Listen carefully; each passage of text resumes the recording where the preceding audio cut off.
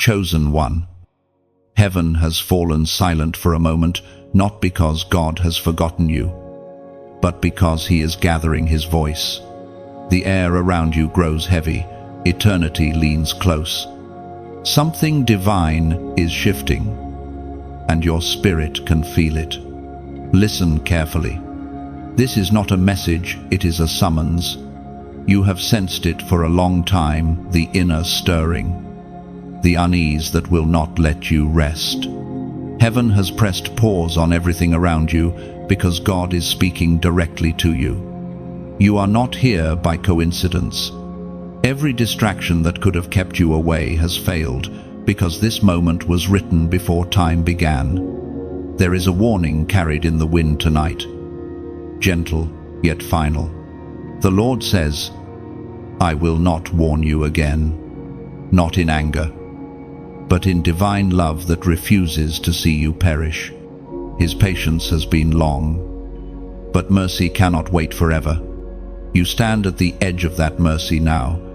You were never meant to blend in. You are set apart, chosen to stand when others bow, chosen to carry light into a world growing darker by the day. Every storm you've survived, every betrayal you endured, every sleepless night that seemed endless, all of it was shaping you for this very hour. Think back. How many times has he called you through whispers, through pain, through divine interruptions you mistook for accidents? How many times did something stop you just before disaster struck? That was not luck. That was God intercepting destruction. The same voice that spoke light into chaos is calling you again one last time before silence falls. You have run, hesitated, delayed, and reasoned with his instructions. But you know the truth. Your delay has cost you peace. The Spirit has been tugging at you in dreams, in moments of conviction, in quiet thoughts you quickly dismissed. You feel it again now, the weight, the ache, the certainty that this is not just another word. This is a moment of divine alignment. Your heart beats differently when heaven calls. You are not like the rest. You are marked. The Lord has chosen you, not because of your perfection, but because of your willingness. You have been targeted by the enemy precisely because you carry something he fears. Every attack, every setback, every closed door was a sign of your significance. Hell never fights what doesn't threaten it. You ask, why now? Why such urgency? Because time is closing in. Heaven's mercy is not infinite in opportunity, it is infinite in love. But its door closes when obedience is rejected too long. You are being summoned to make a decision that will determine the next season of your life. This is not about religion or routine. This is about destiny. As Jesus himself declared in the Gospel of Matthew, chapter 24, verse 42, therefore keep watch, because you do not know on what day your Lord will come. The Spirit whispers, be alert, be ready. The hour has come when those who truly belong to God must awaken from sleep. Heaven is not asking for perfection, but surrender. The call is not to impress, but to obey. You know what he has been asking: to release that sin, to forgive, to trust him again. Every time you say, I'll do it later, the light dims a little more. But tonight, the light shines one last time, and grace whispers your name, chosen one. This is divine intervention. God is standing between you and destruction, saying, return to me before mercy becomes silence. You still have a choice. The door has not yet closed. The Spirit is drawing a line in the sand, obedience or delay, life or loss, fire or fading. If your heart trembles, It is because heaven is near. You are not being condemned, you are being called. The shaking you feel is recognition. The time for half obedience has ended. What God is doing next requires full surrender. You were never created for a small, quiet life. You were created to carry fire, to break generational curses, to stand as a living testimony of divine power. But you must choose. The Lord will not beg. His love is fierce, but it honors free will. The moment to respond is now. If this word burns within you, act on it. Do not scroll away. Heaven watches for your response. Like this message, if your spirit bears witness, share it so another chosen one may awaken before it's too late. Subscribe to remain connected to this prophetic flow and to walk in alignment with divine timing. And, as a final act of obedience, type 77 inches, the comments below, as a declaration that you have heard the voice of God and you choose to respond. That number is not random, it symbolizes divine completion and awakening. Let heaven see your yes. The silence before the thunder has ended. The voice of God is calling your name. Will you answer, chosen one? As the echoes of his call linger in your spirit, memories begin to surface. Moments you once dismissed as random now shimmer with divine meaning. You start to see the pattern, the delicate thread that God has been weaving through your life from the beginning. Every delay, every heartbreak, every no you couldn't understand, it was all heaven trying to reach you through the noise. You remember the quiet nudges, a feeling you couldn't explain, a word that came at the perfect time, a closed door that saved you from destruction. Those were not coincidences. They were whispers of mercy, invitations to obedience, soft warnings before the storm. But you were busy surviving, too weary to notice. You kept moving, unaware that heaven was chasing you in love. There were nights when the silence was deafening, when you cried out for answers but heard nothing. You thought God had turned away. Yet even then, he was speaking through that silence. The absence you felt was not rejection, it was restraint. He was giving you space to recognize the difference between noise and voice, between the world's clamor and his call. Now that awareness stirs within you, and it hurts a little, doesn't it? To realize how many times you mistook his mercy for misfortune. The relationships that failed were divine protection. The job you lost was redirection. The disappointment that crushed you was the very thing that preserved you. Heaven had been warning you, not punishing you. You just couldn't see it through the fog of confusion. You can almost feel his tenderness as the memories unfold. That night you almost gave up, but something inside you whispered, "Hold on." That was not you, that was God. The time you walked away from a situation that seemed promising but unsettled, your spirit, he was the one guiding your steps away from danger. You were surrounded by warnings disguised as interruptions, by mercy wrapped in disguise. And yet, you often ignored them. You explained them away, told yourself it was just instinct, coincidence, or your imagination. But heaven's signals are rarely loud. They arrive softly through a word, a delay, a stirring in your gut, an unshakable unease that you keep trying to drown with distraction. You see, God does not always shout. Most of the time, he whispers. He waits to see if you can recognize his voice without the thunder. He hides himself in subtlety so that only those who truly seek him will hear. The missed signs were not failures of communication, they were tests of attention. Now, The Lord reveals them to you in sequence, one after another, as though he is replaying every moment you overlooked. Each one is an echo of his mercy, saying, I was there. I warned you. I tried to reach you. You can feel his heartache in that revelation. But you also sense his enduring love. He has not stopped calling. His grace has not expired. There were prayers you thought went unanswered, but they were being redirected towards something better. There were moments when you felt abandoned, yet angels were guarding you from what you didn't see. Even your confusion was orchestrated to slow you down before you made a mistake. Heaven has always been intervening, not to punish you, but to preserve you.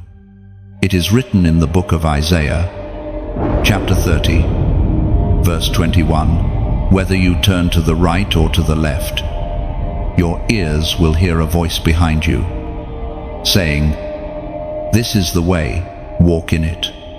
Yes, that has been your story all along, the quiet guidance of God trying to steer you toward life. And yet, how easily we forget. How often do we move forward without listening? How often do we confuse urgency with purpose? Heaven's voice doesn't compete with noise, it waits for silence. Chosen one. The Lord is reminding you of every warning, not to condemn you, but to awaken you. He is showing you how often he intervened so that you would understand the depth of his mercy.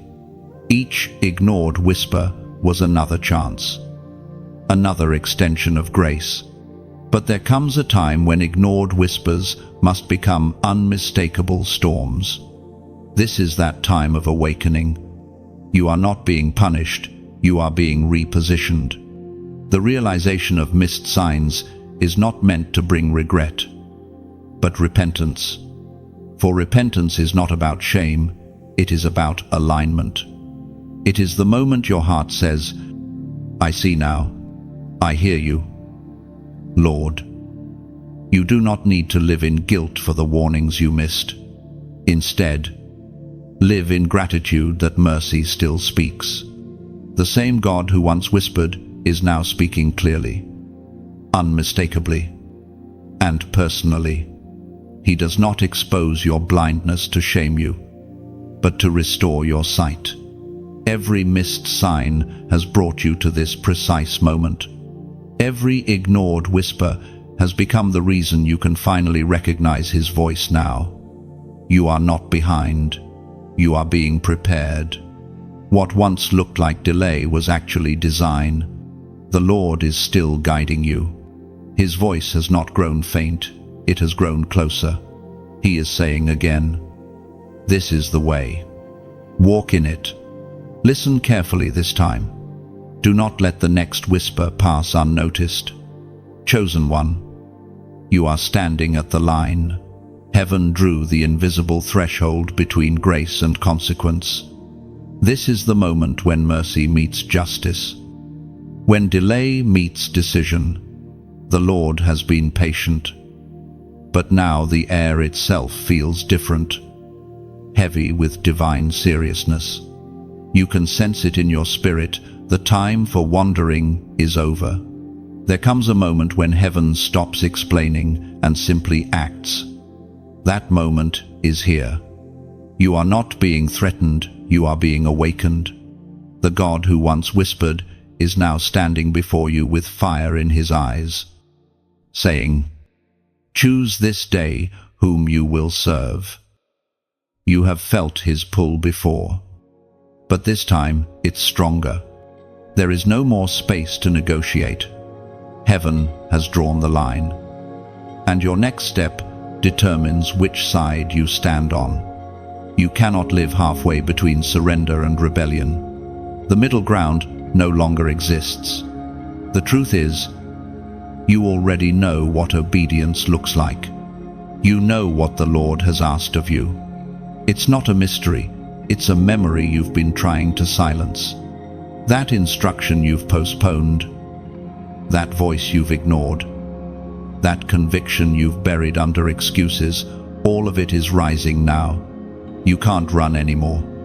Grace has brought you to a stop so you can finally see the line before you. The Lord is not cruel, He is holy. He warns before He acts. He corrects before He judges. But there comes a moment when His silence is no longer mercy, it is the withdrawal of it. The Spirit is saying, "You have heard enough to decide." Do not let fear make you passive.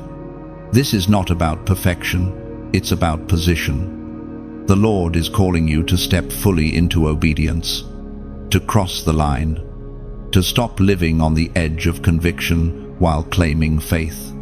Heaven is searching the earth for those whose hearts are fully His, not half-given, not part-time believers, but those who say, "Yes, Lord, even when it costs me everything."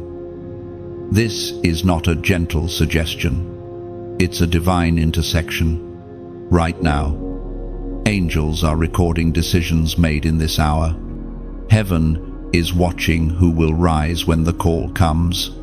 There will be no neutral ground when the trumpet sounds, only those who obeyed and those who delayed. The line is not meant to scare you, it's meant to set you free. When you cross it, you step out of confusion. You stop wrestling between voices. You begin to walk in clarity. You will finally understand why certain doors closed, why certain people left, why certain seasons ended. Obedience always explains what confusion hides. The Word of God declares in the book of Deuteronomy, chapter 30, verse 19, "I have set before you life and death, blessings and curses. Now choose life, so that you and your children may live." This is the essence of what heaven is saying to you right now. Choose life. Choose obedience. Choose purpose over comfort. Choose destiny over delay. The Lord does not want your lip service, He wants your surrender. The line before you is glowing brighter because heaven is waiting for your step. You do not need to feel ready. You simply need to move. The power will come after obedience, not before it.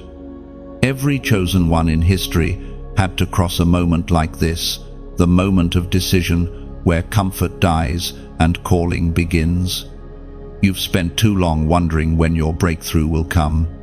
The truth is, your breakthrough is waiting on your obedience. Heaven is not holding you back. Hesitation is. God is not late, you are. Every time you say later, the miracle pauses. But the moment you step forward, destiny resumes. This is not punishment, it's invitation. The Lord is saying, "I still want you." Even now, with all the missed chances, with all the rebellion, He is still calling your name. The line you see is not the end, it's the new beginning. Step forward. Chosen one. Cross it. Leave the grey behind. The fire on the other side will purify you, not destroy you. The peace that waits beyond obedience will silence every storm that confusion created. Right here, right now. Make your move. Heaven has witnessed your hesitation long enough. Let this be the night the line becomes a memory of courage, not of regret. Now, in a single act of faith, I want you to declare your decision publicly, not with many words, but with one short confession of surrender. Go to the comments and write, "I obey." Let heaven see your yes written in the open. Let that small phrase mark the moment you cross the line. When you type it, do not do it lightly. Do it as a covenant between you and God. Every letter becomes a symbol of faith, a sign in the Spirit that you have chosen obedience over fear. And once you do, peace will follow. The line has been drawn. The decision is yours. Heaven is waiting for your answer. Chosen one. The weight of disobedience is not measured in the size of the sin, but in the silence it creates between you and heaven. Every time you delay what God told you to do, a layer of distance forms between His voice and your heart. You still feel His presence, but it grows faint, like a whisper fading through the wind. That distance, that dull ache inside your spirit, is the heaviness of unfulfilled obedience. Disobedience does not always look like rebellion. Sometimes it looks like hesitation. Sometimes it looks like good intentions wrapped in procrastination. You tell yourself, "I'll do it when I'm ready." But readiness never comes. And while you wait for the perfect moment, obedience slips away quietly, carrying your peace with it. You see, God's instructions are not random, they are doors. When He speaks, He is not giving advice, He is opening a path. And when you delay your obedience, the door remains unlocked but unused, waiting for you to step through it. That waiting becomes weight. It's the burden of knowing what to do but refusing to move. The Lord is showing you that disobedience isn't always loud. It hides behind busyness, behind fear, behind the illusion of "I'm still praying about it." But heaven knows when prayer has become a disguise for avoidance. There are prayers that ask for confirmation when God has already made the command clear. The Spirit grieves, not because you are weak, but because you keep asking for permission to do what He already told you to do. Every time you resist His leading, something in your spirit bends under pressure. It's like carrying stones in your soul, stones of regret, of guilt, of what-ifs. And over time, they weigh you down until your joy feels heavy and your worship feels forced. That is the weight you feel right now, not condemnation, but conviction. Conviction is mercy disguised as discomfort. It's heaven saying, "I love you too much to let you stay here." The Lord disciplines not to shame you, but to realign you. Every warning, every delay, every closed door has been His mercy, keeping you from destroying yourself with your own timing. You have to understand something sacred. Obedience is not a burden, it's liberation. The enemy whispers that God's commands restrict you, but in truth, they free you. The restrictions of obedience are actually protections of destiny. What feels like limitation is often preservation. God's no is not rejection, it's redirection toward a greater yes. According to what is revealed in the book of Proverbs, chapter 14, verse 12, there is a way that seems right to a man, but its end is the way to death. That scripture burns with truth. You've walked paths that seemed right before choices that looked good on the surface but left you broken inside. You thought you were being wise. But wisdom without obedience becomes pride, and pride is the silent killer of calling. The Lord is calling you back to surrender, to lay down the illusion of control. Every time you try to manage what He meant for you to release, you carry a weight you were never built to bear. That's why you're tired, why your spirit feels strained, because you are dragging decisions that obedience would have lifted long ago. God is not after your performance, He is after your posture.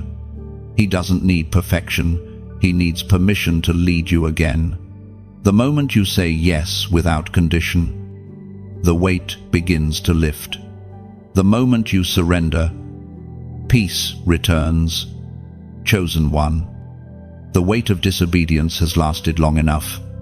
It has delayed miracles meant for this season, silenced prayers that were supposed to be answered months ago. But the mercy of God stands ready to restore what was lost in delay. You are not too far gone. You are one act of obedience away from freedom. You don't have to fix everything, just take the first step.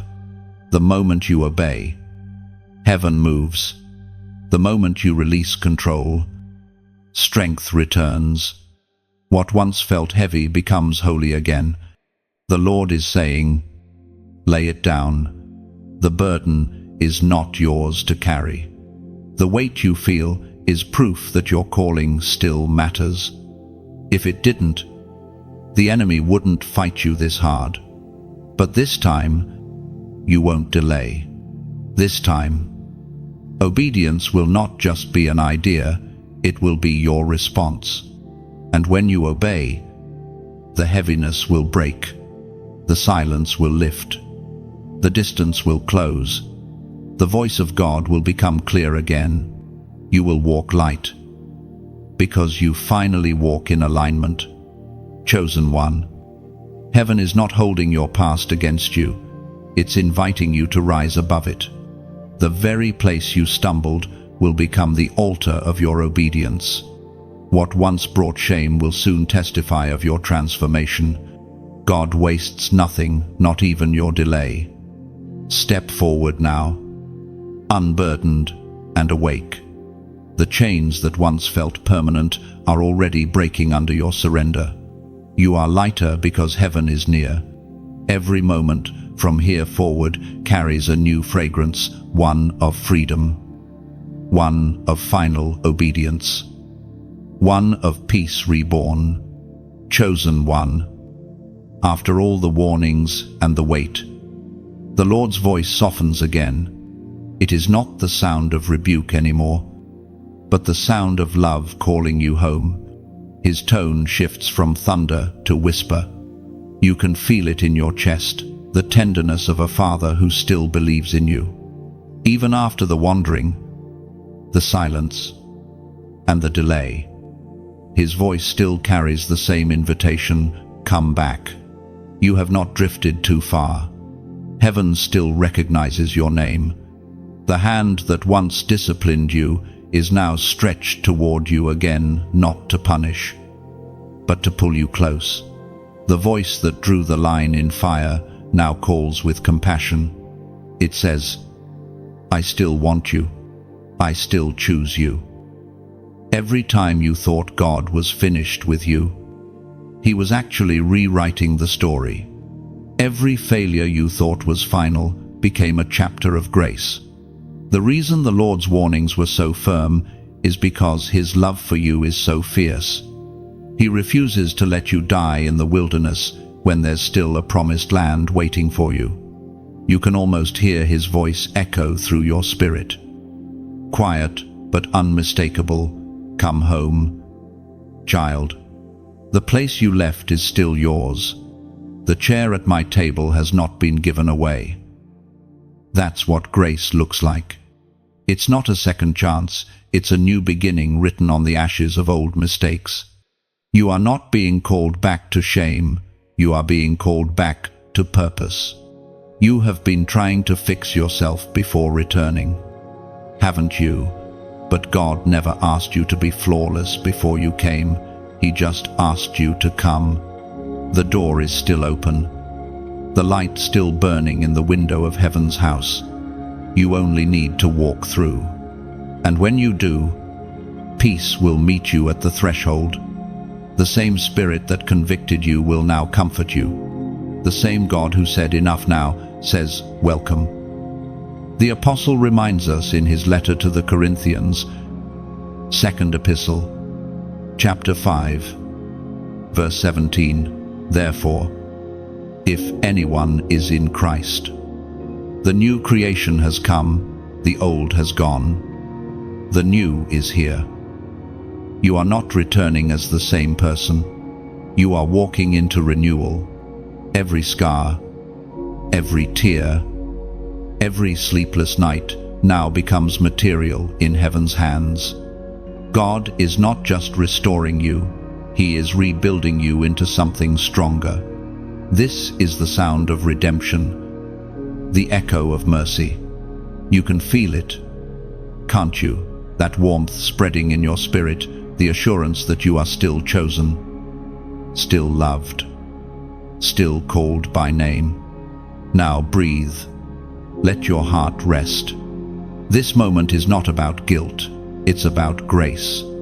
You are hearing His call because you still matter in His plan. You are not disqualified, you are being refined.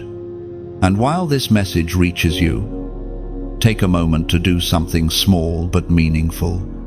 Tap the heart, let it be your silent Amen. That simple act of liking is like lighting a candle in agreement with heaven. Share this message as if you were carrying a torch through a dark valley, passing the flame to another soul who needs to see the way home. Subscribe not as a routine click, but as a spiritual step of connection. It is like planting a flag, saying, I will keep walking in the light.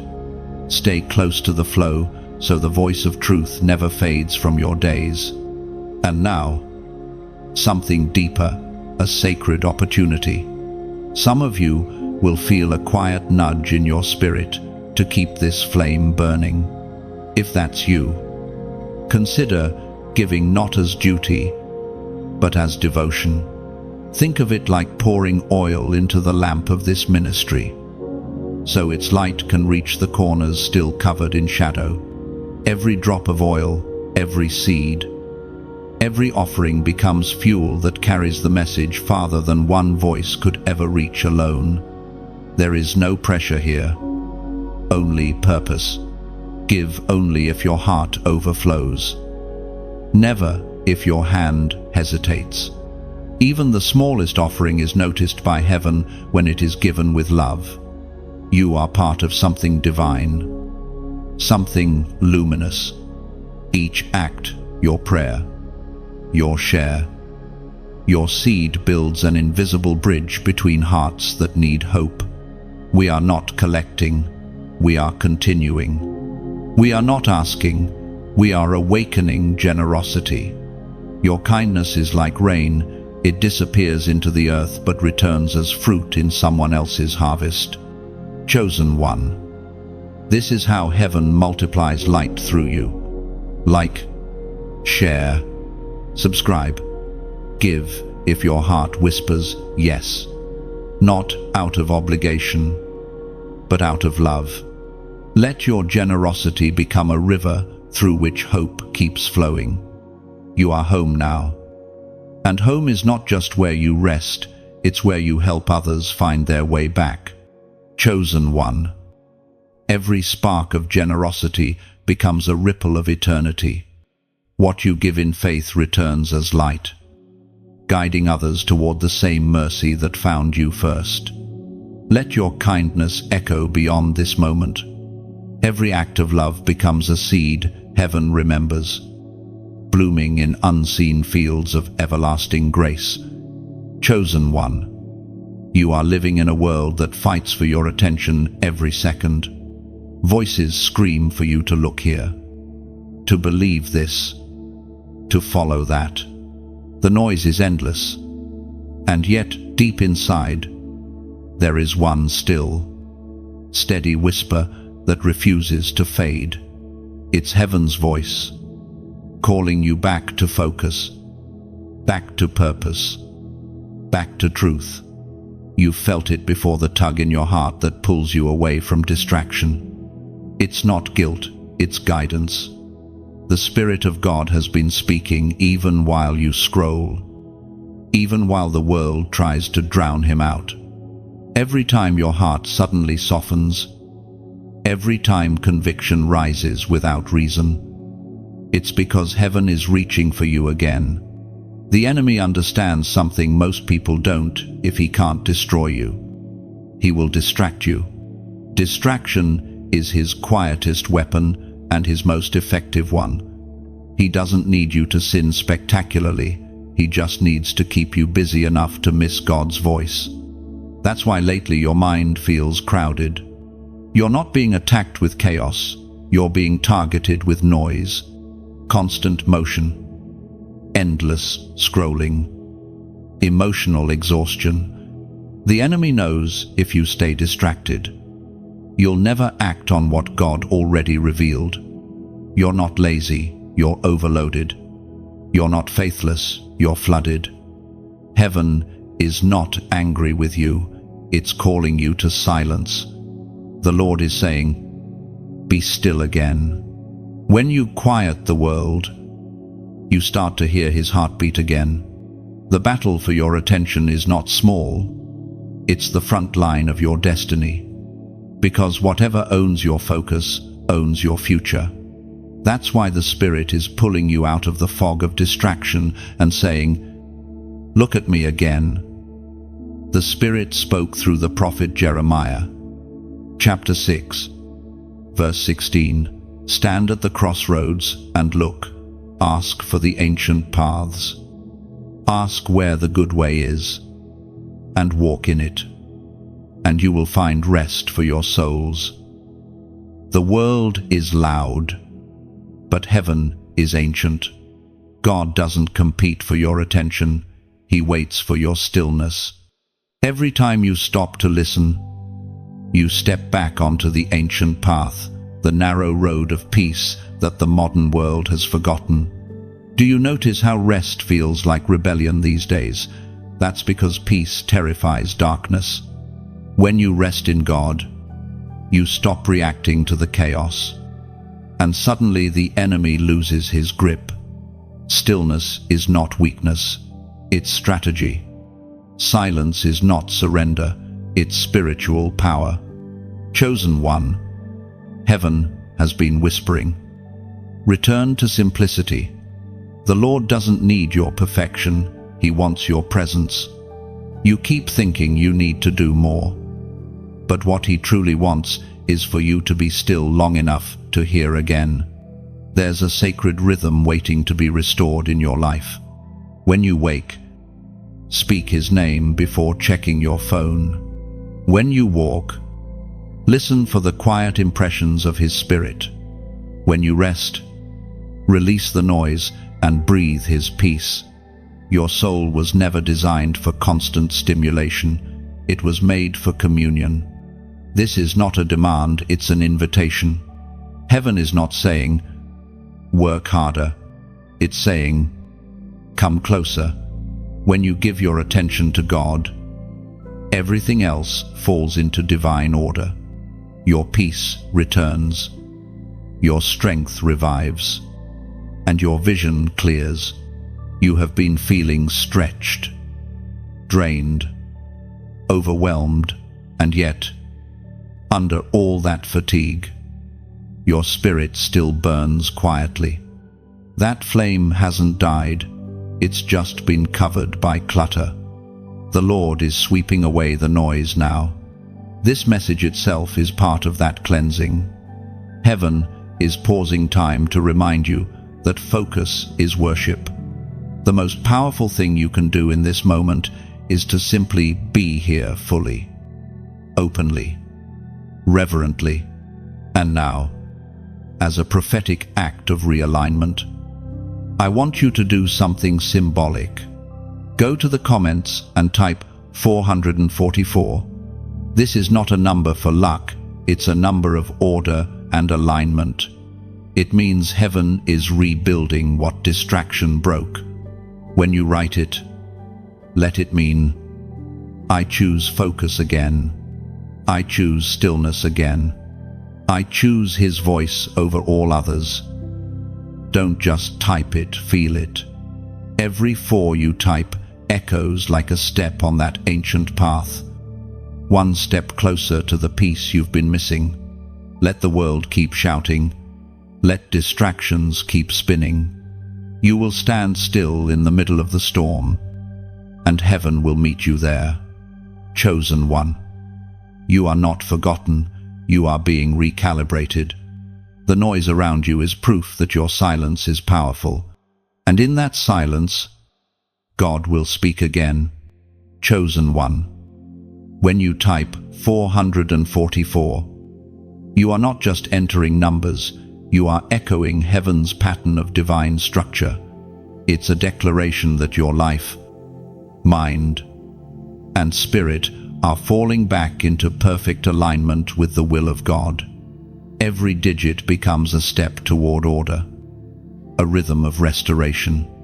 As you write it, imagine the clutter clearing, the chaos silencing, the path straightening before your feet. 444 is your prophetic yes to focus, peace, and divine direction once more. Chosen one.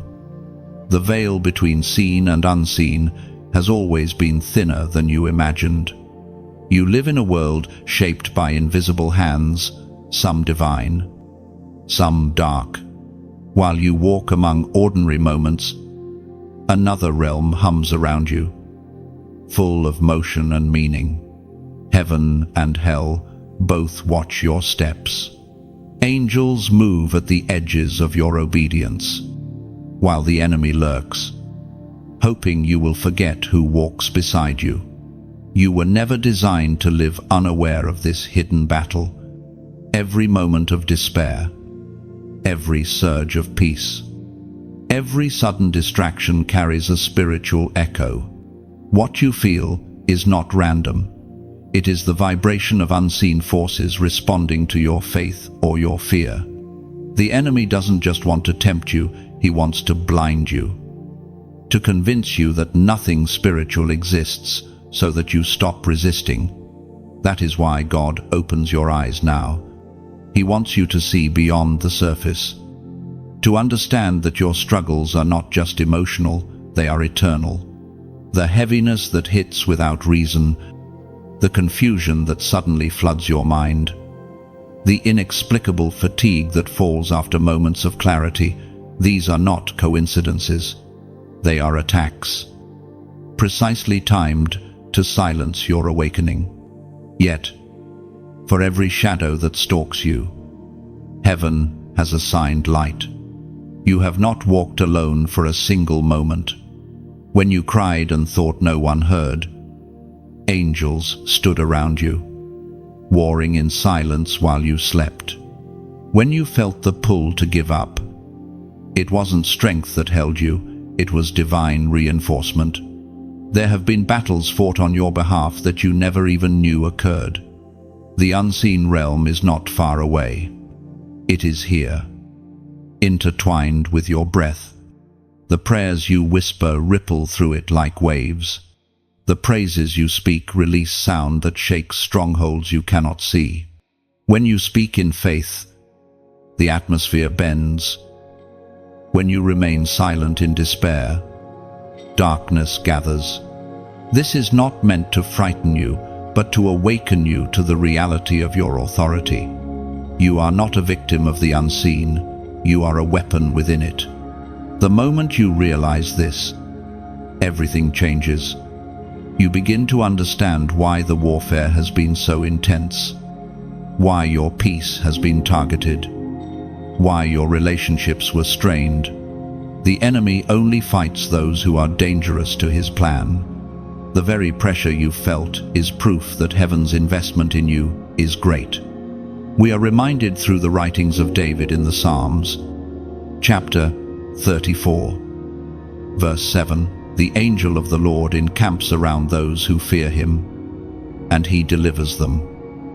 That truth stands unshaken. You are surrounded, even when you don't feel it.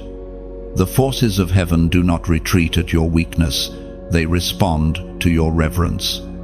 Every act of worship, every moment of surrender fortifies your spiritual covering.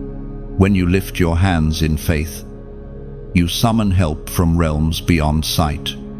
The hidden battle has always been for your faith, because faith is sight in the spirit. The enemy cannot destroy what he cannot see, and faith blinds him. When you choose to believe despite confusion, you become invisible to despair.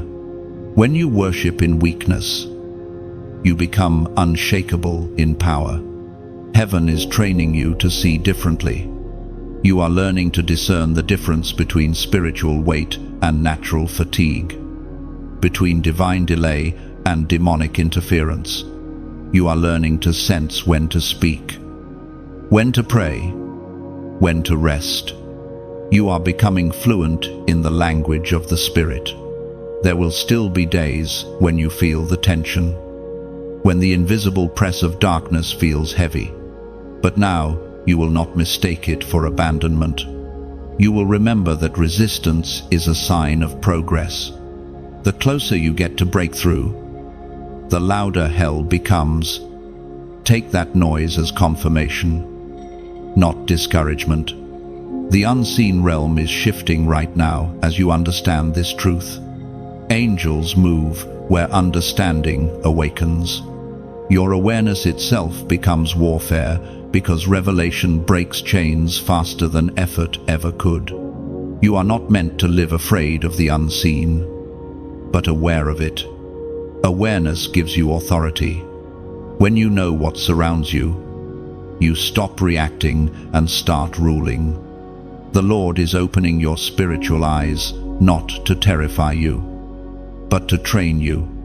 You will no longer walk as one hunted, but as one guarded. Every moment of prayer is a command. Every whisper of praise is a weapon. Every act of obedience builds a fortress in the unseen. Heaven and hell both respond to what you release. And from this day forward, you will choose to release faith, not fear. Chosen one. The hidden battle is not your doom, it is your training ground. You are being shaped into a warrior who fights with peace, who conquers by standing still, who wins not through shouting but through shining. When you understand that the invisible world bends to the voice of one who believes, you will no longer see yourself as powerless. You will see yourself as heaven already sees you, armored, anointed, and surrounded. Chosen one. You have seen how patient mercy has been.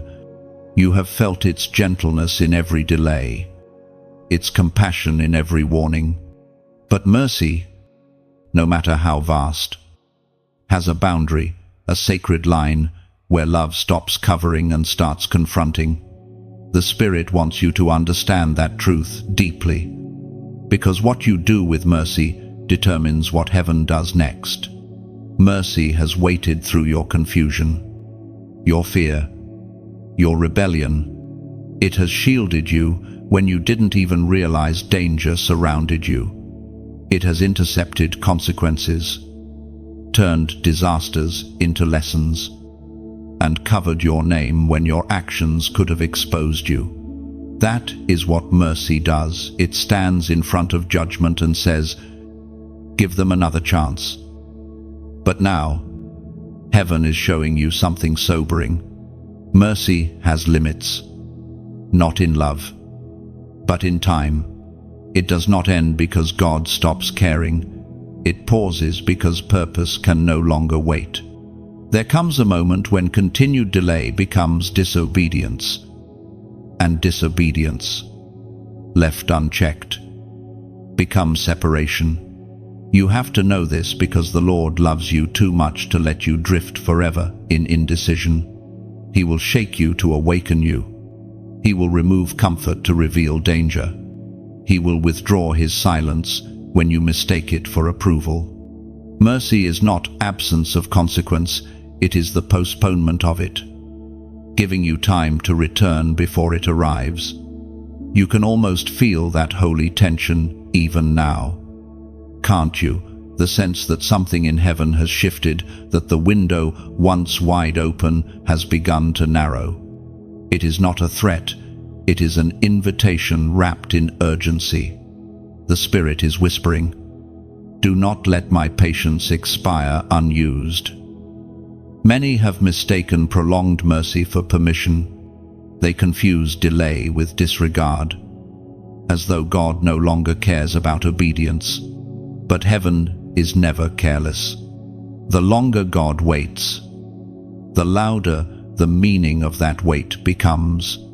The slowness of consequence is not softness, it is strategy.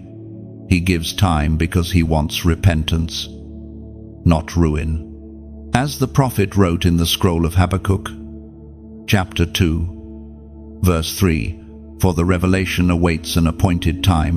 It speaks of the end and will not prove false. Though it lingers, wait for it. It will certainly come and will not delay." That word applies to mercy as much as to prophecy. The time of reckoning may linger, but it will not be cancelled. Heaven's patience is divine, but not indefinite. There is a clock ticking in eternity, a countdown not of wrath, but of purpose. When that appointed time comes, what was postponed will proceed. Chosen one. This is not meant to fill you with fear, but with reverence. Fear drives you away from God. Reverence draws you closer. God's warnings are always wrapped in love, because He desires restoration, not destruction. Even now, mercy is not gone, it's just standing, waiting for your response. If you listen closely, you can hear its voice saying, "There's still time. You have not missed your moment completely." The door is not locked, it's just heavy. It will open again when you push with repentance. The sigh of surrender is the sound that mercy listens for. The truth is, mercy has done more for you than you can comprehend. It covered your name in rooms where people planned to harm you. It preserved your reputation when your own words could have destroyed it. It placed divine delays in your path to stop you from walking straight into disaster. Every detour, every heartbreak, every confusion, mercy was there, rerouting you to safety. You owe your survival not to luck, but to mercy. It was mercy that stopped the car. Mercy that softened the heart of the one who could have exposed you. Mercy that let you wake up one more day, even after you swore you were done. But mercy is now looking for partnership. It no longer wants to just protect you, it wants to propel you. You are being called to step beyond the comfort of forgiveness into the discipline of obedience. Grace rescued you, now obedience will rebuild you. Do not waste another sunrise, assuming the door will always stay open. It still swings on its hinges of hope. But one day it will close quietly, not in anger, but in fulfillment. And those who stepped through when called will walk into peace, while those who waited too long will wonder what they lost. Chosen one. The mercy that once waited is now watching to see if your next decision honors the chances you've been given. The Spirit's tone is gentle but firm. Move now, before the silence returns. You are living proof that mercy triumphs over judgment. Let your next act of obedience prove that the wait was worth it. Mercy has brought you to this very moment, not to condemn, but to crown. The breath in your lungs is proof that heaven still believes you can change everything today. Step gently, but quickly. Each heartbeat is an unopened gift from God, reminding you that mercy still breathes your name. Chosen one. The air feels different now. It is heavier, charged with decision. Mercy has brought you to a divine intersection, the place where delay must die and destiny must begin. You stand at the crossroads of no return, where heaven's voice is clear and the consequences of silence are louder. This is not another moment to think about it. This is the moment to choose. You can almost sense the gravity of this place. The line between what was and what will be glows beneath your feet. Everything in your spirit knows it. You can't go back to how things were. You've outgrown the versions of yourself that refuse to obey. The time for half measures has expired. This is the hour of decision. And heaven is watching, not with anger, but with anticipation. The Lord has been preparing you for this exact moment, aligning circumstances, removing distractions, exposing hearts, until all that remains is choice. Every message you've heard, every warning, every whisper, it all leads here. The crossroads is not punishment, it is mercy's final miracle. It is the place where you can still decide before the silence falls completely. The Spirit is standing beside you now, saying, choose life, choose obedience, choose purpose.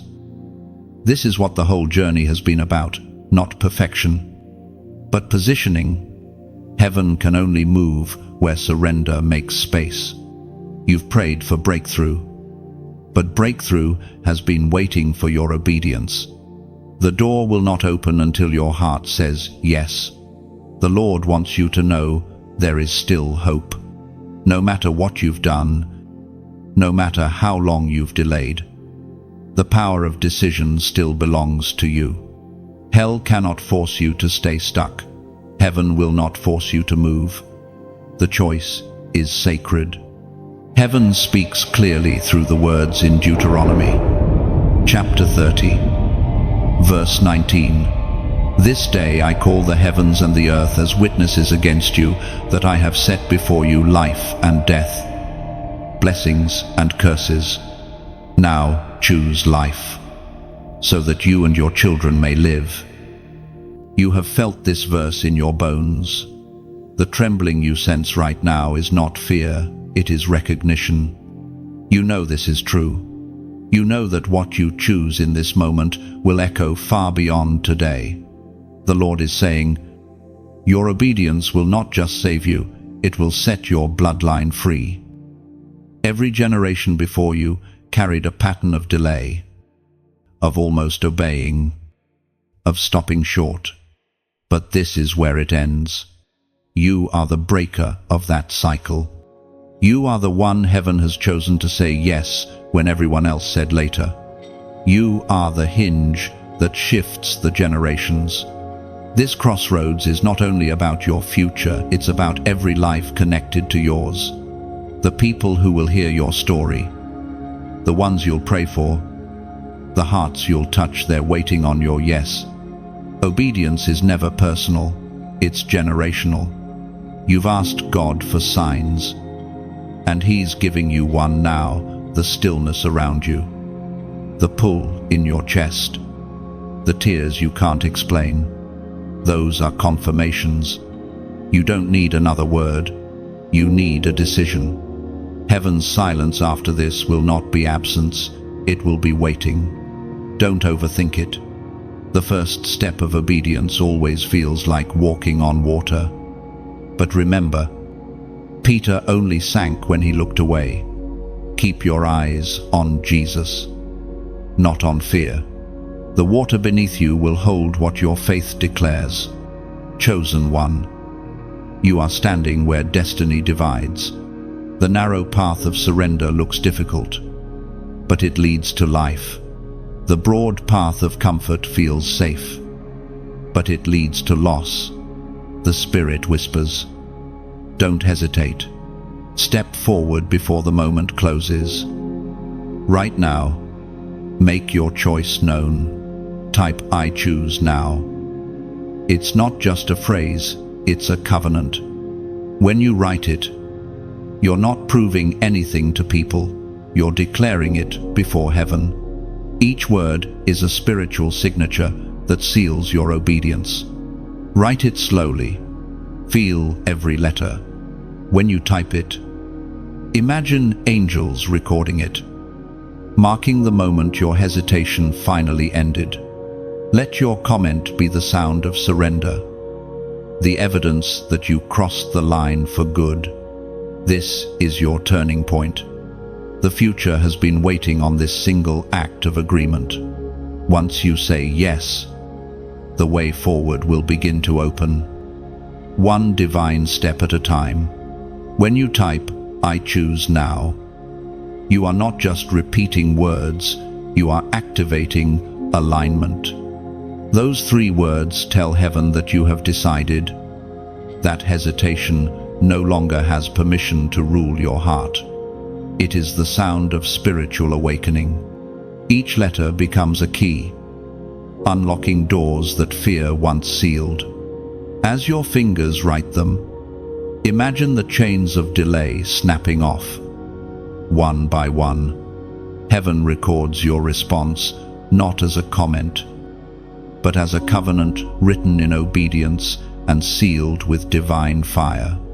Let this phrase echo through your spirit until peace fills the space where confusion lived. I choose now means your past has ended and your purpose has begun here. In this holy moment, chosen one, when you finally say yes, something unseen begins to move. Heaven leans closer. The atmosphere shifts, and peace walks back into the room of your soul. You can almost feel it, a quiet strength blooming where confusion once lived. This is what obedience feels like. It doesn't sound like thunder. It feels like rest. But now that you've chosen, the Lord wants you to understand the cost and the beauty of being chosen. Purpose is never weightless. Every calling carries a cross, and every anointing requires surrender. The path of the chosen is not easy, but it is holy, and holiness, though it may cost you everything, always returns more than it takes. You've wondered why your life feels different, why peace doesn't come cheaply for you, why joy must be fought for. It's because you carry something heaven entrusted to only a few. You were marked to endure more, to see more, to carry more. The pressure is not punishment, it is preparation. The Lord never promised the chosen an easy road, He promised them an eternal one. And when you walk it, storms will test your faith, but each one will reveal more of His strength within you. As Jesus declared in the Gospel of John, chapter 16, verse 33, "In this world you will have trouble, but take heart, I have overcome the world." Those words are your anchor. They remind you that pain doesn't mean you're off course, it means you're close to purpose. Every tear you've shed has watered seeds that will one day grow into testimony. Every loss you've endured has hollowed a deeper place for God's glory to fill. Chosen one, you have paid a price most will never see. You've been misunderstood, isolated, and stretched beyond your strength. But in the unseen, heaven has been shaping you like a craftsman molds gold, melting, refining, purifying. You are being prepared for impact. And now, as you walk in obedience, let this be your reminder: you are not alone on this journey. There are thousands like you, awakened hearts scattered across the earth, carrying light through dark valleys. Together, you form a constellation of faith, tiny stars that illuminate the night. That's why what you do next matters. What you release helps others rise. When you like this message, it is not vanity, it is visibility.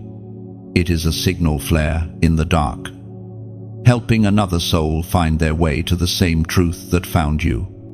Your click becomes a ripple of light in someone else's storm. When you share this word, it's as if you're handing a torch forward, saying, "Here, carry this flame too." Somewhere, someone is waiting to hear exactly what you just heard. Your share could be the bridge that saves their spirit from giving up. And when you subscribe, it's not about numbers, it's about belonging. Think of it as finding your tribe among the awakened. Each time you stay connected, you stand shoulder to shoulder with others who refuse to let their light fade. It's a way of saying, I'm part of the army that chooses hope. But there is another layer, something deeper, quieter, sacred. There are some who will feel their hearts stirred to help this flame travel further, to make sure these words continue reaching the broken, the searching, the silent souls across the world.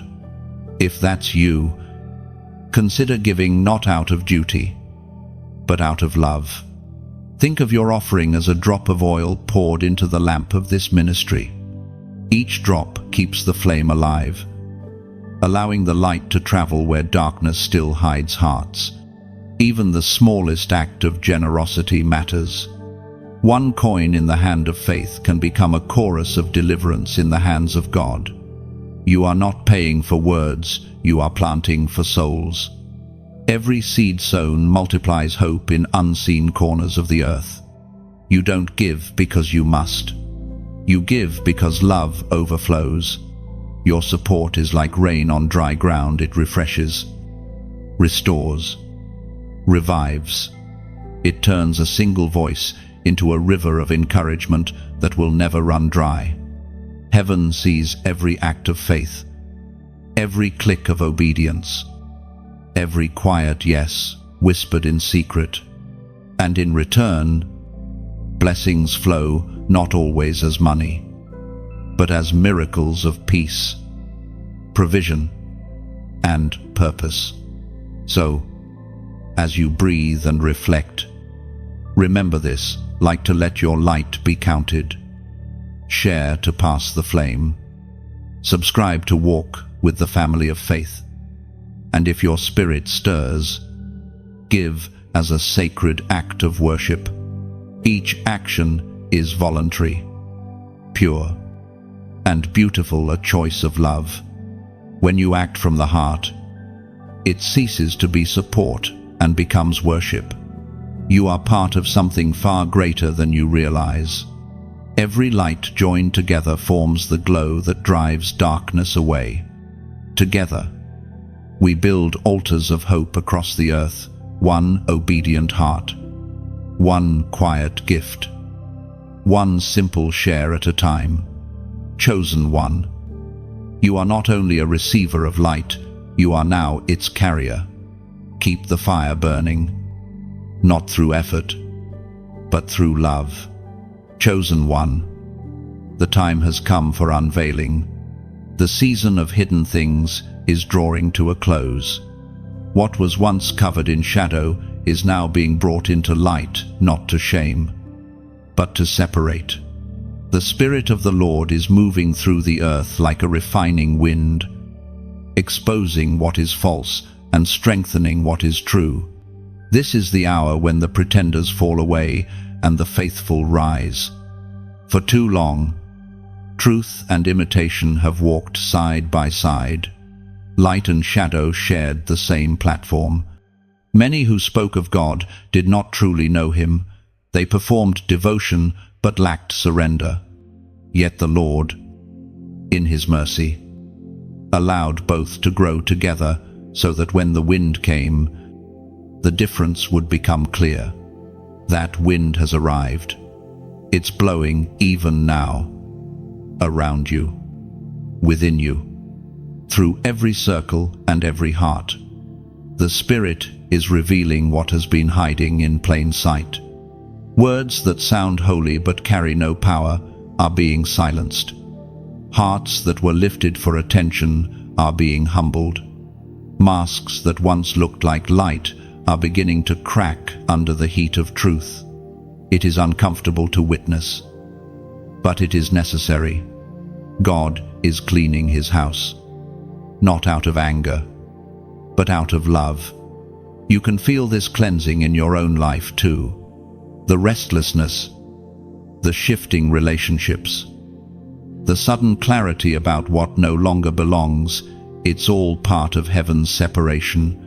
The Lord is not punishing you. He is purging the unnecessary so you can breathe again. He is removing what pretended to help you but quietly drained you.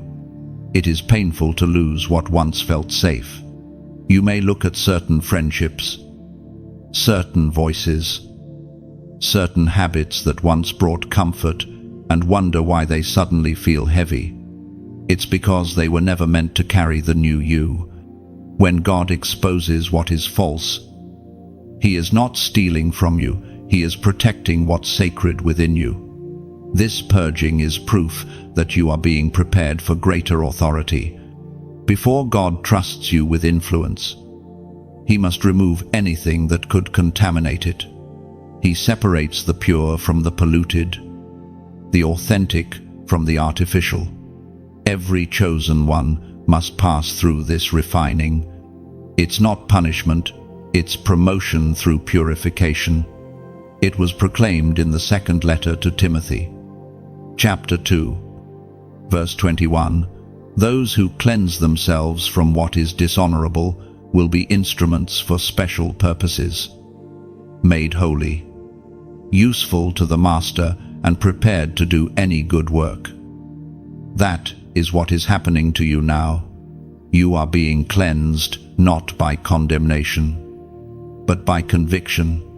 The Holy Spirit is going room by room in the house of your heart, sweeping out dust you forgot was there, old motives, hidden pride, quiet compromises. They're all coming to the surface, not to disgrace you, but to free you. It feels like loss, but it's actually alignment.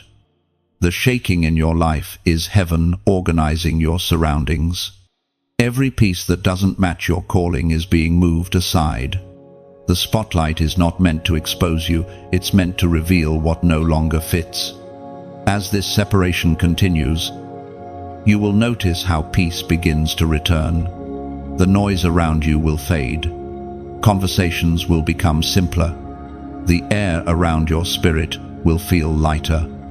What once drained you will lose its pull, and what once confused you will make sense. Do not mourn the ones leaving your life. Some departures are divine decisions. You don't need to chase what God is removing. The same hand that separates also sustains. When God prunes, it's always for fruitfulness. This is a sacred transition. The Lord is refining His army for clarity and purity. He is removing platforms built on pride, silencing voices that spoke truth without love, and raising those who have been hidden in humility. The next move of God will not come through noise. It will come through those who carry authenticity. Chosen one. Be still as the wind blows. Let it do its work. Do not resist the exposure, even when it feels personal. You prayed for power, but God sends purity first. The cleansing is His answer to your cry for more. When you allow the Spirit to purge the pretenders from around you and from within you, you make room for fresh oil. The pure cannot flow where the polluted still lingers. This is how the Lord preserves His glory among the remnant. Do not fear this season of revealing. You are not being torn apart, you are being made whole. You are being entrusted with the kind of clarity that cannot be counterfeited. Every hidden thing must come into light before promotion arrives. Soon, you will look back and thank God for every removal, every exposure, every uncomfortable truth.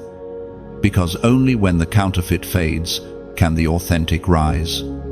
And when that happens, the power of heaven will rest on you unhindered. Chosen one. The fire that began as correction is now becoming transformation. You are walking through a refining season, not to be burned, but to be purified. The Lord is not destroying you, He is revealing the gold hidden inside you. Everything that felt like loss was really the fire, removing what was never meant to remain. Do not fear the heat. Flames in the natural world consume, but the fire of heaven cleanses. It burns the dust, not the diamond. It exposes the brilliance you forgot you carried.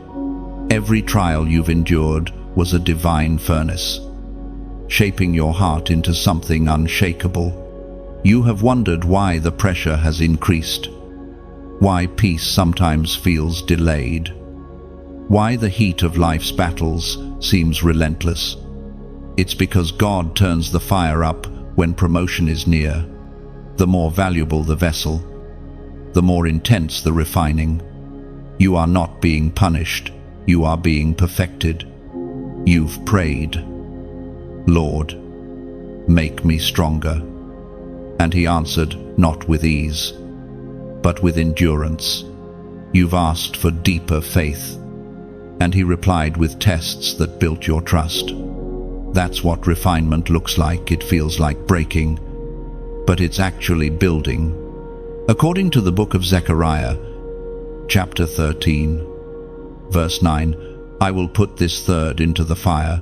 I will refine them as silver is refined, and test them as gold is tested. They will call on my name, and I will answer them." That is the promise written over your life. You are being refined, not rejected. When you feel the weight of the flame, remember, gold doesn't fight the fire, it surrenders to it. And once the heat subsides, what remains is pure, radiant, and incorruptible. Chosen one. There are things God is burning away right now, habits that cannot follow you into the next season, fears that no longer fit your faith, people who cannot carry the weight of your purpose. Let them go with grace. The fire is doing what your strength never could. You are coming out of this stronger, clearer, cleaner.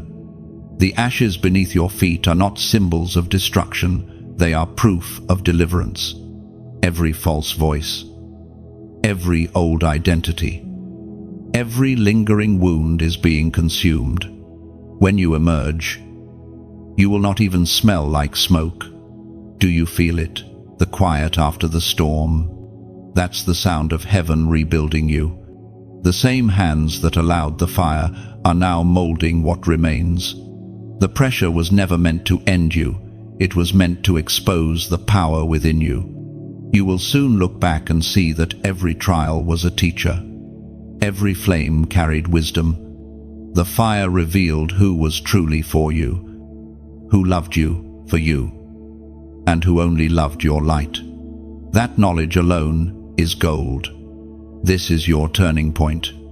The refining is almost complete. You are stepping into a season where purity becomes power. You will walk with authority, not born from applause, but from the altar. The glory of God rests on those who have walked through the fire and did not quit. Right now, heaven watches for one final act of agreement, a prophetic declaration that you have accepted the fire and its purpose.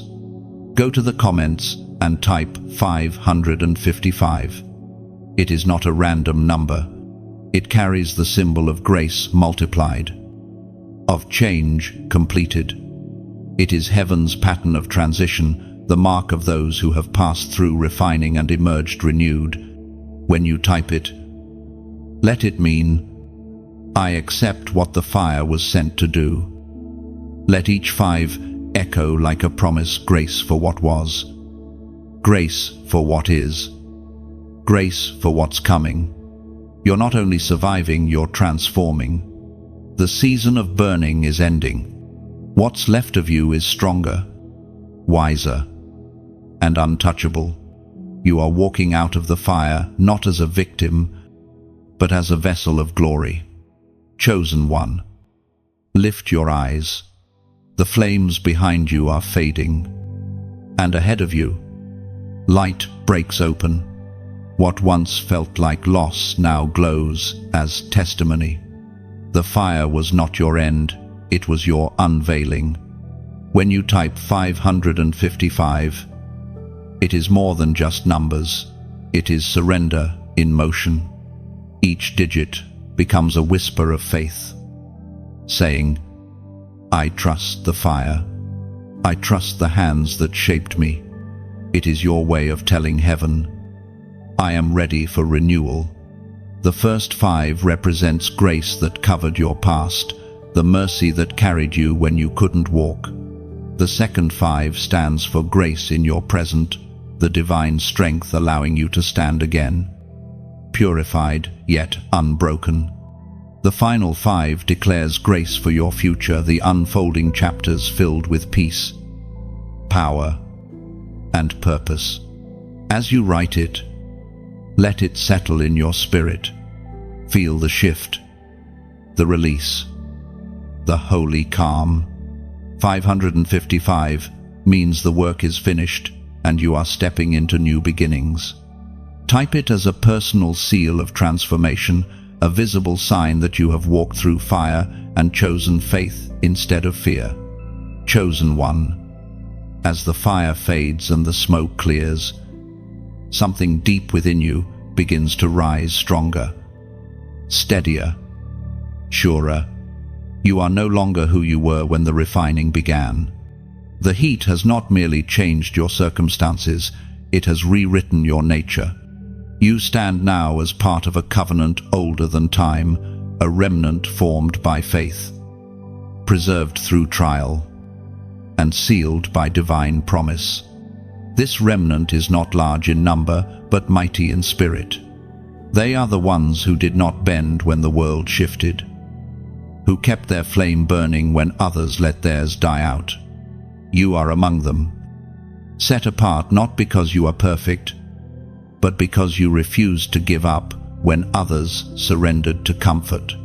The covenant of the remnant is a sacred agreement written not on paper, but in endurance.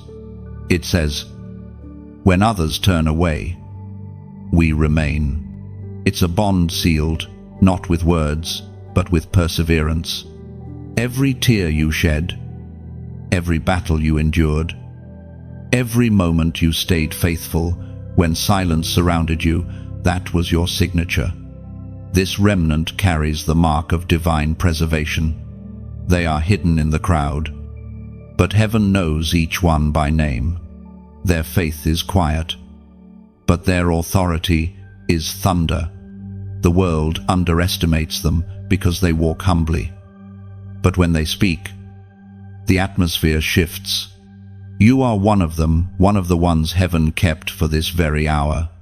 There is something sacred about survival. You did not come this far to blend in.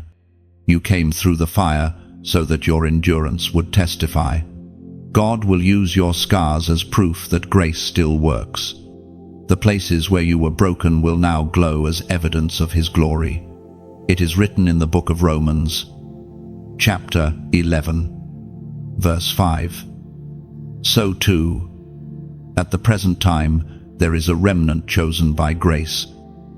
That verse is not history, it is identity. It describes you, standing right here, carrying grace that others abandoned, chosen by grace, sustained by mercy, purified by trial. You are part of the line heaven is preserving to carry truth when deception grows loud. Being part of the remnant means living differently. It means holding peace when chaos reigns, forgiving when bitterness feels justified, standing still when the world demands noise. It is not easy, but it is powerful. Your restraint becomes resistance. Your silence becomes strength. Your obedience becomes your warfare. You were never meant to blend into the crowd. The remnant doesn't blend, they blaze. Their light may not always be seen, but it is always felt. Wherever they go, confusion trembles, and clarity returns. The Spirit of the Lord is resting on you for this very purpose, to carry what others have dropped, to protect what others have perverted. This covenant carries responsibility. You are being trusted to represent heaven in the darkest corners of earth. That means living with purity when compromise seems harmless, loving when judgment feels easier, and standing for truth even when it costs you comfort. The remnant does not seek attention, they carry assignment. The Lord has been teaching you to walk unseen, but never insignificant. You have been hidden because revelation is being carved into you. God hides what he values most. Diamonds spend years buried before they shine in the open. Your hiddenness was never rejection, it was refinement. Now, the covering is lifting. The season of silence is ending. Heaven is gathering its remnants from every direction, knitting their hearts together for one divine purpose: restoration. Where the world has crumbled, the remnant will rebuild. Where faith has faltered, they will restore it. Where darkness thought it had won, they will remind creation that light never left. You will recognize others like you, not by their words, but by their spirit. When you meet them, your heart will know it's the same light, the same longing, the same quiet fire. Together, you will form a network of faith that crosses boundaries and breaks barriers. Do not underestimate what you carry now. The remnant is heaven's heartbeat on earth. Through you, God will show that his promises are not forgotten. Through your obedience, generations will find their way home. Stand tall, chosen one. You have survived what should have destroyed you. You have remained when others walked away. You have proven faithful when everything else failed. That endurance is your covenant seal. You are part of the remnant, holy, hidden, and unstoppable. You are living proof that grace still finds its people, that fire cannot consume what God has claimed, and that even in the smallest number, heaven still wins. The remnant stands not in numbers, but in nearness. Heaven counts their faith, not their fame. You are one of them, the silent thunder, the living proof that endurance births glory. Walk forward, flame bearer.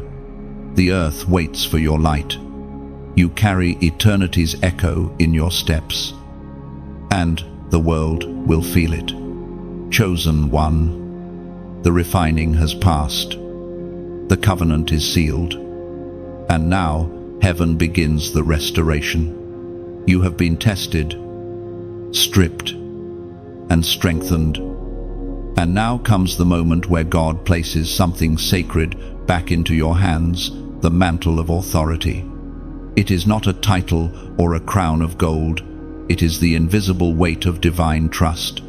You were not ready to carry it before. Pride would have cracked it. Fear would have hidden it. And distraction would have wasted it. But now, after the fire and the wilderness, your spirit has learned to bow. And only those who bow can bear the mantle without breaking. Authority in the kingdom is not taken, it is given. It cannot be demanded, it must be entrusted.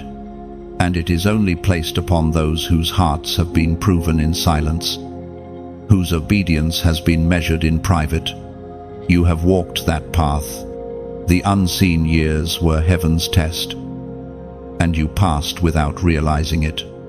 You see, every battle you fought was not about survival, it was about stewardship. God wasn't testing whether you could handle pain, he was proving whether you could handle power. Pain reveals who can be trusted with influence, because those who bleed with compassion will never lead with arrogance. Now heaven draws near, and you can almost sense the weight upon your shoulders, a mantle woven with grace, humility, and courage. It is lighter than pride, but heavier than comfort. It fits you perfectly, because it was made for you before you were born. The ancient words recorded in Isaiah, chapter 61, verse 1, declare, "The Spirit of the Sovereign Lord is upon me, because the Lord has anointed me to proclaim good news to the poor. He has sent me to bind up the brokenhearted, to proclaim freedom for the captives, This is the call of the mantle, the mission that defines your purpose. You were not anointed to be admired, you were anointed to heal, to speak, to set others free. The oil poured on your spirit was never meant for decoration, it was meant for demonstration. Chosen one. Your authority will not shout, it will shine. It will not command through force, but through peace. People will feel your presence and not understand why they suddenly feel clarity, why burdens begin to lift, why hope rises in their chest again. That is what anointing does. It alters the atmosphere before words are even spoken. You are becoming a carrier of calm in a world of chaos. A living reminder that heaven still intervenes. The same Spirit that raised Christ from the dead now moves through you, not as a distant promise, but as a present power. This authority will cost you the illusion of control. To walk in power, you must stay yielded. The mantle is not armor for pride, it's a robe of surrender. You must keep your knees low, even when your voice grows strong. The higher God lifts you. The deeper He calls you into humility. Authority in the kingdom always flows through broken vessels, because only brokenness creates space for power to pass through. You will find that your greatest influence will come from your gentleness, your ability to listen, your willingness to serve. Heaven crowns the humble, not the loud. There will be moments when the weight of this calling feels heavy again. When that happens, remember, you are not meant to carry it alone. The same God who placed the mantle upon you also holds it with you. Every assignment will come with assistance, every battle with backup. Angels walk with those who walk in purpose. This new season will bring divine confidence, but it will also require deeper surrender. You must be ready to speak when heaven says speak, and to stay silent when silence serves His glory. Your power will not be in doing more, but in discerning when to move and when to wait. The mantle will draw both favor and opposition. Some will recognize the light and honor it. Others will misunderstand and resist it. Do not let either response define you. The mantle was given by God. Only He determines how it moves. Chosen one. This is your coronation in secret, the moment heaven crowns you. Not with gold, but with responsibility. The unseen realms already know your name. Darkness recognizes your authority now. When you speak, your words will carry weight. When you pray, things will shift. Walk in this new grace with reverence. Remember that authority is not about ruling, it's about representing. You are heaven's ambassador on earth, a bridge between divine order and human chaos. And through you, the light of restoration will flow. Those who come near will find freedom. Those who listen will feel hope return, because you carry the mantle now, and with it, heaven's heart. Chosen one, wear this mantle quietly. Let your actions speak louder than titles. Every step you take now leaves a mark of healing behind you. Walk with tenderness, for power wrapped in love becomes the clearest reflection of heaven on earth. Chosen one, when heaven crowns you, it does not separate you from people, it sends you back to them. The mantle you now carry is not a badge of pride, it is a bridge of compassion. You were not anointed to be admired from afar, but to walk among the broken, to remind the world that grace still breathes. The power you carry is not for performance, it is for presence. You've been entrusted with light, not to keep it, but to release it. Every word you speak, every act of kindness, every quiet prayer, they are drops of oil flowing from your overflow. This is how the kingdom moves through ordinary hearts carrying extraordinary love. You may not realize it yet, but your obedience has already begun to ripple outward. When you surrendered, heaven used your yes as a seed. That seed is growing, unseen but unstoppable, reaching places your feet have not yet walked. Somewhere, someone's heart is softening because you said yes. That's what divine influence looks like. It isn't loud, it's lasting. It's the kind of impact that lingers long after your words fade. You were never meant to shine alone. You were meant to ignite others until the darkness can no longer recognize itself. As Jesus himself declared in the Gospel of Matthew, chapter 5, verse 14, "You are the light of the world. A city set on a hill cannot be hidden." Those words are more than poetic, they are prophetic. You are that city, that radiant soul on the hilltop of time. People will see your light, not because you are flawless, but because you are faithful. Every scar glows now. Every healed wound testifies that light wins. The world needs that light. And you are one of the few brave enough to carry it without dimming. But light must be shared. Its purpose is not to be admired, but to guide. You don't keep a lantern hidden under a cloak. You lift it so others can see. So lift it gently. When you press the heart beneath this message, think of it as placing your lantern in the window of your soul. It is your quiet way of saying, "I'm still shining." When you share this message, imagine throwing a rope of light across the darkness, pulling another weary traveler back toward hope. Every share becomes a rescue line someone might grab at just the right moment. And when you subscribe, let it feel like returning to the fire, not to follow, but to fellowship. Each new word you receive will be a spark that keeps your inner flame alive. It's not about belonging to a page, it's about belonging to the purpose that first stirred your heart. There is also a softer, deeper whisper beneath all this, a holy invitation. For those who feel the pull, who feel gratitude swelling in their spirit, there's a chance to take part in keeping this light alive.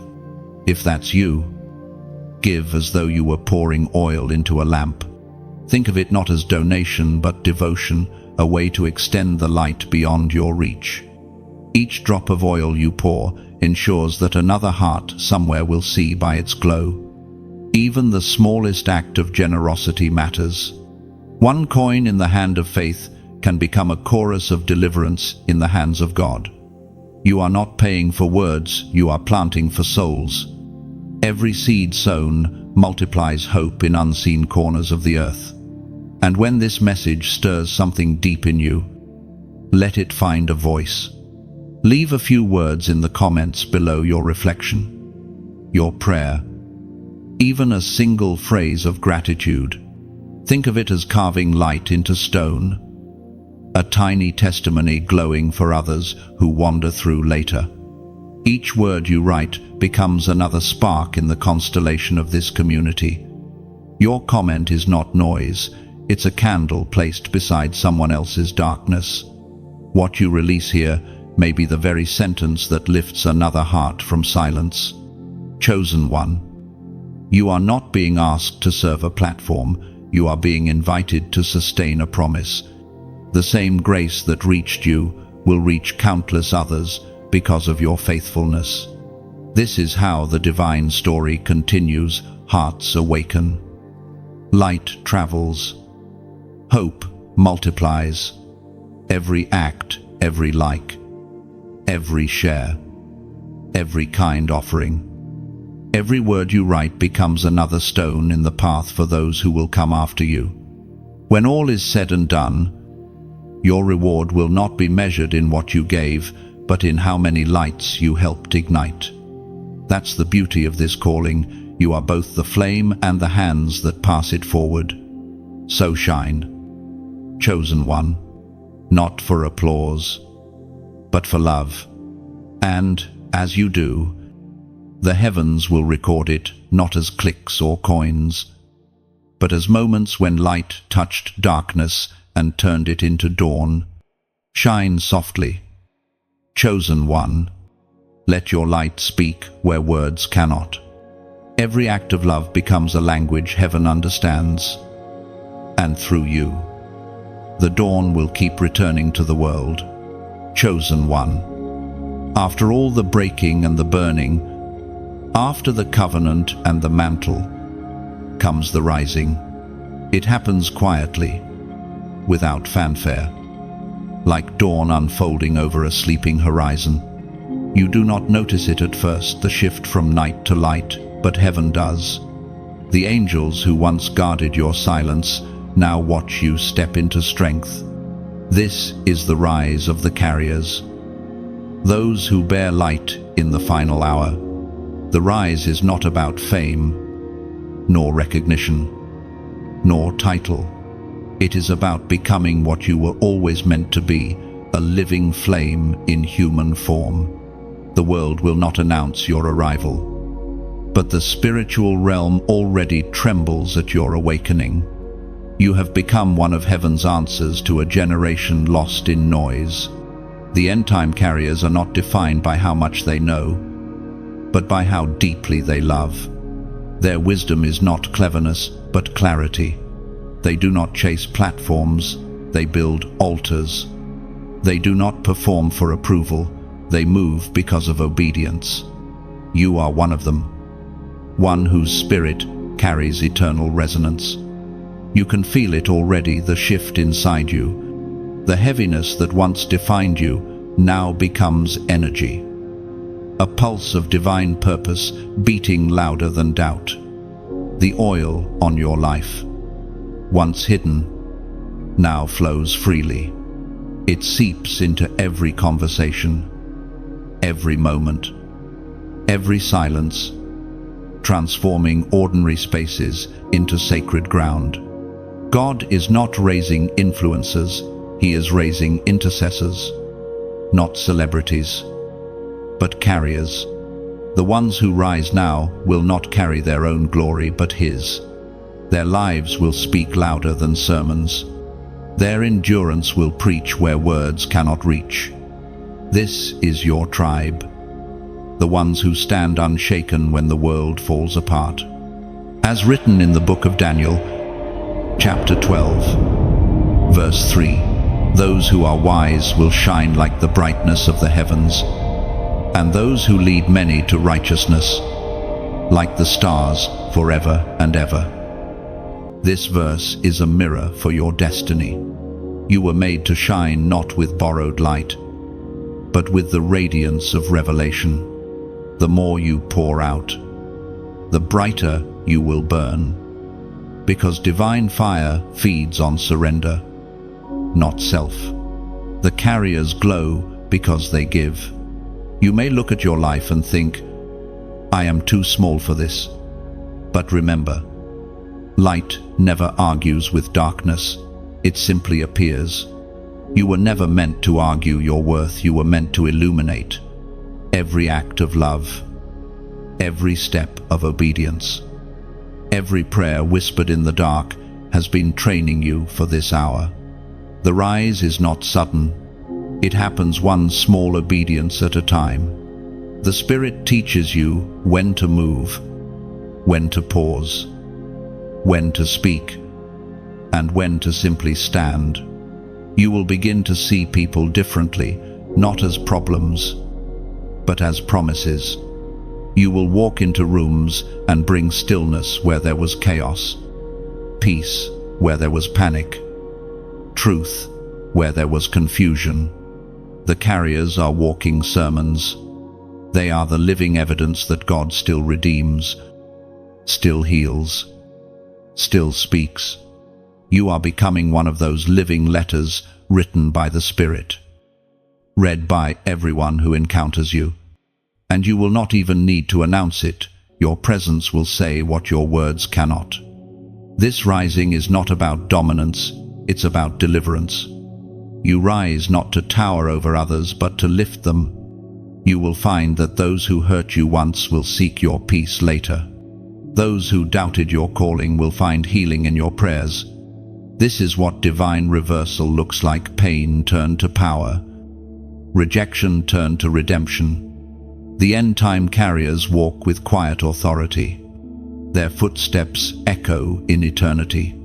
Their names may never trend, but their faith will. They are hidden torches carried by the breath of God. When they move, miracles follow, not because they seek them, but because light cannot exist without producing transformation. Chosen one, your rise will not be noisy. It will be noble. You will not need to prove yourself. You will only need to be yourself, the version of you shaped by heaven's hand. Every scar has become an entry point for glory. Every wound now radiates compassion. Do not fear what's ahead. What awaits you is not another storm, but another stage of strength. The world will grow darker, yes, but light shines clearest against the night. And when that night deepens, you will not hide, you will carry your flame higher. You are rising, not as one among many, but as one appointed among the few. The carriers of this age are not defined by position, but by purity. They will walk through shadows untouched, speak peace into nations, and stand firm when fear shakes the earth. Chosen one, this is who you are, now aflame with feet, a voice of heaven wrapped in flesh. You are rising, not for yourself, but for every soul still trapped in the night. And through your obedience, dawn will come again. Chosen one, this is the final movement of your awakening, the moment when everything you've walked through gathers into purpose. You have come through the storms, through the silence, through the refining fire. And now you stand steady in the light. Heaven does not need to test what has already been proven. This is the stillness that follows victory. It is not loud, but it is holy. The Spirit wants you to see how far you've come. Once, you were unsure if you could survive. Once, you prayed from the edge of collapse. Now, you pray from the center of strength. The same pain that once weakened you has become the foundation beneath your faith. You have been changed in ways words cannot explain, reshaped by mercy, and seasoned by obedience. This season you enter now is not about striving, but about shining. You no longer chase after purpose, it flows through you. What you once feared losing, you now hold loosely. What you once begged God to remove, you now thank Him for using. You have discovered what few ever do, that surrender is the highest form of strength. The refining did not destroy you, it revealed you. The silence did not mean absence, it meant preparation. The isolation was not punishment, it was incubation. Heaven hid you until you were ready to hold what glory could crush. And now you are ready. As written in the book of Revelation, chapter 3, verse 8, I have placed before you an open door that no one can shut. I know that you have little strength, yet you have kept my word and have not denied my name. That door is open before you now, not a physical gate, but a spiritual passage. Through it, the next part of your calling begins. It will not look like the past. It will carry peace instead of pressure, clarity instead of confusion. You will move with calm authority, no longer questioning if you belong in the places God sends you. You will simply walk through, knowing heaven has already gone ahead. This new season will not require you to fight for validation. The proof of your calling will be visible in your peace. Those who once doubted you will have no choice but to see what God has done. The anointing on your life will speak louder than any explanation. The Lord is teaching you to live from rest, not reaction, to move from overflow, not exhaustion. You are entering the rhythm of divine flow, where obedience becomes effortless because your heart and heaven now beat in sync. Every step will feel guided, every decision infused with quiet certainty. You will notice how the world still trembles in fear, but you will not. The same storms that once shook you will no longer move you. You will watch chaos and respond with calm, because peace has become your permanent posture. The anointing within you is no longer fragile, it is fortified. There will still be moments of stretching, of new assignments that challenge your comfort, but you will recognize them not as threats, but as invitations. The Spirit will whisper, "You've been here before, and you know how this ends with victory." That awareness will keep you steady when others panic. Your prayers will change too. You will pray less for rescue and more for revelation, less for blessings and more for boldness, because you will finally understand that God has already equipped you with everything you need.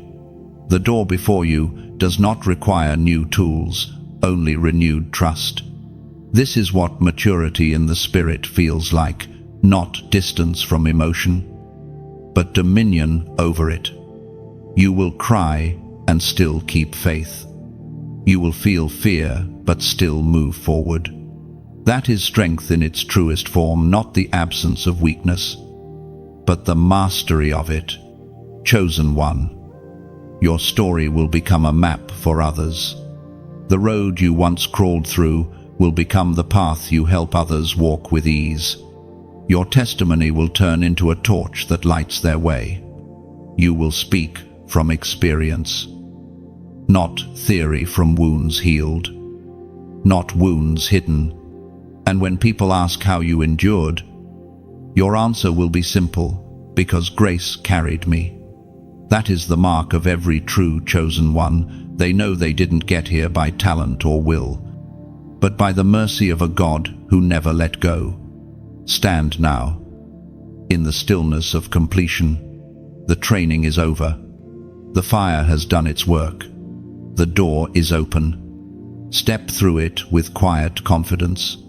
You are no longer becoming, you are the very thing you prayed to be. You have become chosen one. This is not the end, it is the unveiling. You are heaven's continuation, a living prophecy fulfilled. Walk in peace, walk in purpose, and let your life itself become the sermon. Chosen one, walk gently now. Every breath you take is worship, every step a testimony. The journey is complete, yet endlessly beginning light upon light, glory upon glory, until eternity embraces you whole. Chosen one, you have reached the end of this message, yet not the end of your story. What has been spoken here was never just meant to be heard. It was meant to awaken something divine within you. You've walked through fire, silence, surrender, and now you stand carrying light. That light was never given to you to keep hidden. It was meant to travel. And now, as this message closes, let your response become your offering. When you press the heart beneath these words, it is not a click, it is a whisper of agreement. It says, "I receive this truth." It is the way you place your small flame beside the great fire of heaven's story. When you share this message, imagine releasing a dove into the wind, carrying peace to someone you may never meet. Somewhere, a weary soul is waiting to hear the same hope that just touched you. You may never know who it reaches, but heaven will. When you subscribe, think of it as returning to the well. Every new message will be another drink of clarity, another spark to keep your inner lamp from growing dim. It's not about belonging to a voice, it's about staying near the flow that feeds your faith. And then there's the deeper act, the one that happens quietly between you and God. If you feel led, give, not as payment, but as participation. Think of it as pouring oil into this flame, ensuring that light keeps reaching those still standing in darkness. Every drop matters, every seed becomes sight for someone else. Leave a word below, a prayer, a thought, a single line of gratitude. It might seem small, but it's a way of leaving a lantern behind for the next traveler. Your comment becomes part of a trail of light leading others home. This is how heaven continues its story through you, through love, through the steady spreading of light. What began as a message has now become a movement of hearts awakened,